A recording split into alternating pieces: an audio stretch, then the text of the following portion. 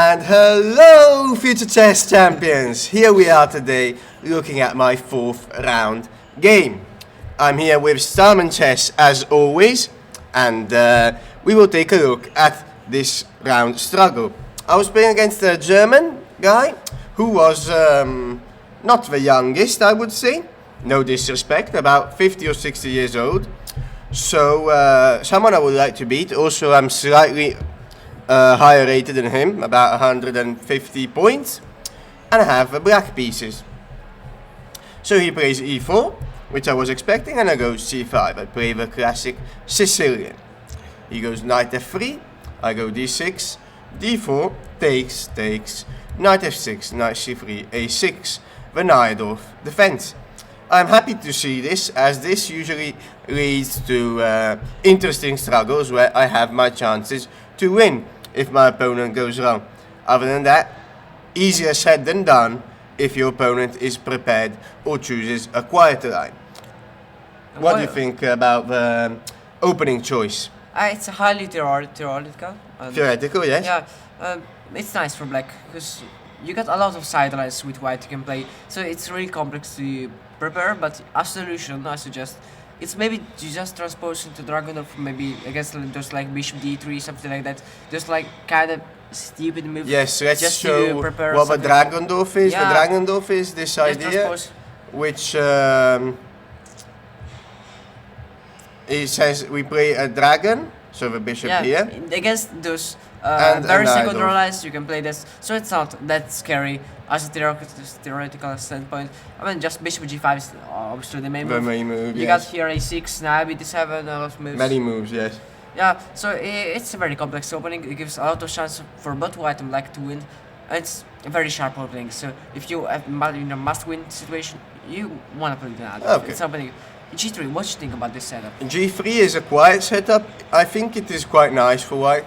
It is quite annoying to play against, and against these Sicilians, these G3 setups have their sting. They have their sting.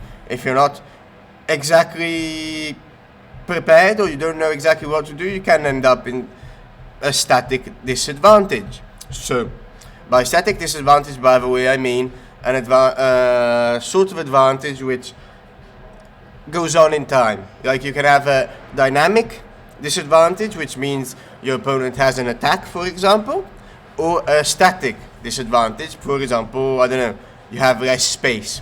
We'll talk about that more later and in future chess videos. So, g3, e5, this is the line I choose against this opening setup. He goes knight e2. Knight e2, there are some differences with knight b3. The main difference is that against knight e2, usually black will play h5, because if you don't play h5, let's do bishop e7, which is normal, bishop g2, here went bishop e6, alright, which is not the most theoretical, trying to get out of opening preparation. h3 here, if you go castle, for example, you risk g4, and now the knight comes to g3, and this is a bit annoying. That is why, normally against setups with a knight on e2, let me highlight it, we go h5, which I played, and the computer, of course, doesn't like. So, castle short by white. It's still okay, I mean. Yeah, it's interesting. Queen d7. Queen d7 is a move I'm not sure I would repeat. I'm trying to create complications, trying to get out of his opening theory. The queen c8 much better. I was thinking about queen c8 exactly. I put it in this line simply because after king h2 I could have gone okay, h4 is always a mistake, it turns out. You want to keep a position like this. I would have had the square for the knight. What I thought in the game was that d6 might be slightly weak, but obviously this is baloney. That's not true. You have this pawn is well defended. So okay, this was possible. And also the bishop can come to d8. Yeah, you wasted tempo, yes. Which is not clear, by the way. What do I mean by wasted tempo? After h4, which is a mistake. What is so nice for white? Pardon? What is so nice for white after g4? Because white closes a position and Black's attack doesn't work, and simply he has an advantage in space, and black has problems. F4 maybe. F4 is a possibility, but for example, if you go knight c6 here, you get hit with knight d5, and this is extremely annoying. That's the problem with black's development, because if you take with a bishop, other than having a terrible game with bishop takes, because this is a very important piece to give up, your knight doesn't have squares. But also strategically speaking, this is suspect. And if you go knight takes d5, here we see the ill placement of the knight on c6, we have a famous fork. So alas, I have to go queen d8, liberating the square for the knight. He goes bishop e3, I go knight d7. Thankfully, a tempo in this sort of position is not game ending. Like, okay, the position is towards closed, so even if you lose a tempo, you don't lose on the spot. Because g3 is not the most critical line. Yeah, no, it's a quiet line, but it's not the most critical, yes. It's not going for your throat out of the opening, of course. So, okay, white is quite a bit better here, but we have a game, a complex game. Oh, knight b7, knight d5. Now here... Yeah, I think remove knight d5. Yes, but here big strategic mistake by me. I go rook c8. Now here it is important to realize that knight takes e7 is a threat. Knight takes bishop is a threat, so we need to prevent it. Here simply bishop takes, pawn takes, and you continue playing this structure. Why did you not play this? I wasn't sure how important my bishop is in these structures. Like, I was a bit scared of giving up this bishop and then regretting it later on the light squares. Also, I wanted to leave him options. In general, I wanted to see what he did, if he wanted to take on e7 or not. I wasn't sure that losing the e7 bishop was that bad, because for now it's a good piece that defends the structure, but it is a bit in the way. I didn't understand the strategic importance of this moment. In fact, here I should have gone bishop takes, pawn takes, and got on with it. Rook c8. He goes a4. He doesn't realize either that the e7 bishop is extremely important. a4. Castle short. Again, these are all marked with question marks because none of us understood that that bishop had to be taken. Knight c3, and I finally decide to take. Now my opponent takes with a pawn, and we've reached a more or less level position. How did you evaluate in this position? In the game? Yeah, it wasn't easy to evaluate. I know that this bishop is bad for now. This is always a problem piece for white. Even though it's a fianchetto bishop, it is a problem for white. That's a bad piece. Even here on move 6, it doesn't make that much sense to place the bishop. No. You just know how to get in the way, is it? Yeah, I mean, this is, you get not a that, bishop, that much of an active bishop, yes. Yeah, but you just know how to get in the way, is it? Yeah, and also then... That is where else you place it? No, of course. And knight b6, alright, I chose. So, yeah, evaluation of position, I thought it would be more or less equal. I need to find a plan. But, okay, I'll go knight b6, trying to get into c4. This seemed logical to me. Queen d3, knight c4, bishop c1, and I go queen c7, which is marked with a dubious move. Okay, here white had to go g5. g5 pushes away my knight and creates problems. So I go knight h7, then he goes knight e4, and my knight is permanently out of the game. Therefore, probably, I think I would have gone knight d7. But here, I am nearly losing to bishop e4, which I don't understand right on the spot. What do you think? It's not easy to understand the reason immediately. I mean, just g6, maybe it's the threat. Computer says g6 is very strong. You got the queen to e2, queen to h5, and just strong attack. Yeah, that seems very good. Let's show them. If I play a stupid move like b6. Oh, even like this. Oh, okay. Oh, this is a nice maneuver. Yeah. Queen e4, taking this one. I just completely. And yeah, let's just show it. If I go like a5, he takes, And now, okay, I made 100 useless moves. Check And mate. and mate. So, alright, b3, which sends away my knight, but loses time. And here I play an absolutely absurd move. Do not try this at home. Yes, really just walking a very, very tight rope here after knight a3, which is also obviously marked with an Don't X. try that at home. Don't try it at home. Don't. The idea is that I am attacking this knight twice, so you can't take it immediately. Here I would be better, I think, or at least equal, as I do have very strong pressure on c2. So that's not what you want to do.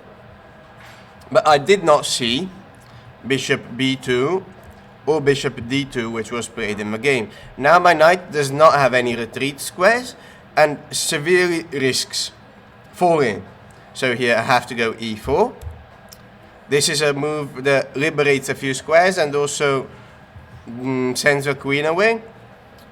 Bishop takes, knight takes, and now queen takes. Of course, if you take my knight, I take your queen. And if you take my queen, I take back with the knight, getting it into the game. And here I would be completely fine. My opponent goes queen d4, trying to line up a battery with a bishop on c3, hitting this square, and also trying to embarrass my pieces. So, this is actually a mistake. The same idea was better if he had gone queen f3. Because now I don't have the resource I have in the game. Here I wanted to play, I think, queen b2, that was my idea. Just to defend the knight. Trying to liberate the square also. Yeah. Because on rook b1 is not possible. And bishop c3, I can go queen takes b3 and I'm surviving. Yeah, the angels are just a crazy king g2. King g2 is strange. Maybe the idea is knight c2 doesn't work after all. This was my idea. Now rook b1. Interesting. Oh, you don't have queen e5 check. Oh! No, bishop b4 still. Here queen goes and here. after bishop b4, the duration, you got knight d4. Let us show what you mean. Incredible. Yeah. So okay. Yeah, okay. King g2 was good. So complex position, not extremely easy to understand with white or this. Yes. You have to find a few precise moves. Here there's queen d4. Yeah, very sharp neither. Yes, Yeah. yes. And I sacrificed my knight, which is marked as a slight question mark, but I knew that from this point on, in a chess game you can feel this if you have experience. I knew that after knight c4, I would most probably win the game. Why is that? First of all, my opponent is in severe time trouble. He has 10 or 5 minutes against my 30. And my knight is getting back into the game and he is going to have some very difficult choices. So let us see, first of all, why he can't go rook c1, which turns out he can. But my idea was on knight takes, sacking the queen, oh no, my queen, and then check. So what's the point? Why can you do that? And I am up material. He can take on, take here because he takes back with a knight. And computer thinks that here the position is more or less equal. Game after queen takes c1. Queen takes c1. I don't think it is very good, simply because I have a bit of experience in these positions that I can tell you that actually queen and knight versus two rooks and bishop is a bit critical. Because the queen and the knight cooperate very well to create threats on the king often. If it were queen and bishop against two rooks and bishop, I would say this is good. Okay. But in general, with the knight, it's always a bit scary. Yeah, you got to start to play these positions. Yeah, but it's important the structure than the theory, maybe. Yeah, exactly. If a knight ends up like on f5, maybe I have some problems, or the knight can jump. Also, I have a few weaknesses. It's not easy to evaluate, but I wouldn't have gone into this. So okay, knight c4, and my opponent goes bishop c3. I knew a mistake would come, and now I just go knight e5. I've got my knight back into the game, and my opponent has lots of weaknesses on the queen side. Moreover, I'm also threatening knight f3. So, now the position is already better for me. He goes king h1, getting out of fork, but it turns out to be a severe mistake. What should you have played here? Oh, queen e3. Queen e3. Okay, bit more of a solid approach. And you suck. And I might have sacked, yes. I sacked the rook, yes. I thought about these ideas often in the game, actually. First of all, okay, he has to take with a knight. And oh, there is bishop g5. Oh. Activating the piece. In general, there is always a ton of compensation tactics here. works for you in this position. Yeah. I will have 2 pieces. But in general, if this gets active, I have something like... I mean, there is always, because of the weakness of the king... Only move. Rook f2 1. Yeah, exactly. Ridiculous. But because of the weakness of the king and the weakness of the dark squares, here there is always lots of compensation. So yes, king h1. And here, I didn't think much. Again, I'm trying to put pressure on his clock. And I took on b3. Just simply getting in with my pieces, I thought I'll go rook c4 and my opponent will collapse. f5 here was extremely strong. Opening the position near the king even more. Point is on gf, there is rook takes c3 again, sacrificing material. Knight takes only move. If you take with a queen, you lose practically on the spot. Here with the 2 pieces for the rook and the weak king, this is over. Yeah. So knight takes, queen takes f5, and again, here I have a ton of compensation due to his weak king. No easy way to defend h3? Also no easy way to defend h3, because if he goes queen e3, he gets hit by bishop g5 with tempo, and this is terrible. But again, I didn't go into too complex stuff. You have a feeling sometimes when your opponent won't play precise, but I do realize that if I'm against a 2400 player, You have to play precise. I have to be precise. I can't just play like this, because otherwise if I give him a chance to play, okay, not f4 but rook fb1, which is the best move, he will get back into the game. He's not going to miss his chances, even if he doesn't have time. So okay, f4 here was played. Alas, I was right. Now I just get rook c4 in and I'm dominating his squares, and his king is always terribly weak. Queen e2, rook takes. Take bishop g5, which is a nice touch. Activating the bishop and more or less forcing white to take it. It is not possible to leave it there, because if you go like queen d3, I have rook e3. And now you were practically certain to win this game.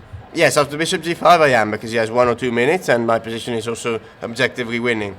Because we end up in this position where we have a heavy piece situation. Heavy piece situations, number one most important thing is the king's safety. And here, I mean, it's not even close. King safety, it's not even a concept in this position. Yeah, it's not even close. My king is ultra safe. Nothing is ever going to happen to my king. His king is in dire straits. So okay, queen takes h4. Here again, I just try to play practical. Okay, we take a pawn. I'm up a pawn also here. Other than all the problems that white has, I'm up a pawn. I'm probably threatening things with rook e2. Threatening queen takes d5. This is completely over. Rook d1. And here I play a move I'm happy about, because it ends the game on the spot. g5. No. And The one is moved queen out, rook e2. as soon as he moves a queen, there's a rook e2. And that's how it went. Because it is also important not to, like, okay, maybe he gets a chance to exchange queens or whatever. We have to play another 20 moves. No point playing another 20 moves. g5, queen h5, and rook e2. And here, I'm threatening queen here. And there is no way for white to stop it. So that is why my opponent resigned. So, what do you think of the game? I have very strange game, very sharp. It was not that precise for both players. but it's kind of normal, just engine very position. Yeah. But it's not easy to play precisely. So I mean, just you play it very practically. You know it will precise, but you just play practically first time and just. Well, you were right. Yeah, fantastic game. So thank you, Starman Chess. Thanks to all the viewers, and go and see Starman Chess's videos. For now, chess is simple. We'll say goodbye. Thank Goodbye. you.